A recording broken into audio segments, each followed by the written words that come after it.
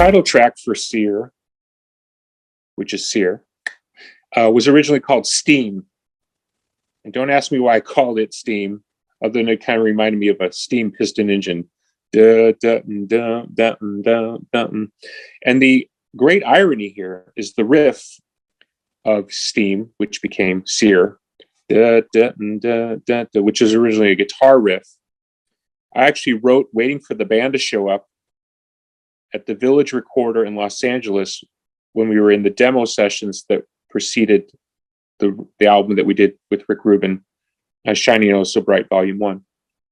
So I actually had this riff as the very first riff of the music that we wrote that was supposed to be for Volume 1. Of course, the riff did not end up on that record. I don't know why, it just didn't.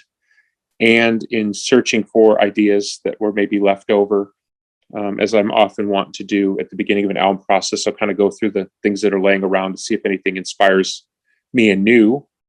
And it does happen. I came across this riff. And so originally the demo of the song Steam, which became Sear, for the Sear album was a heavy guitar. And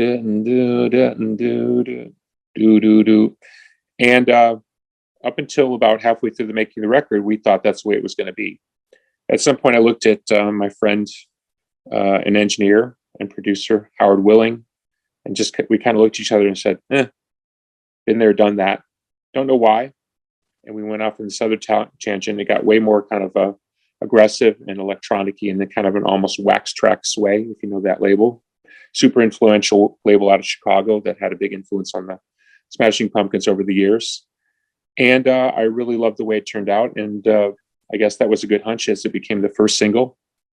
And it became probably our most successful radio song, I believe, in like 13 or 14 years.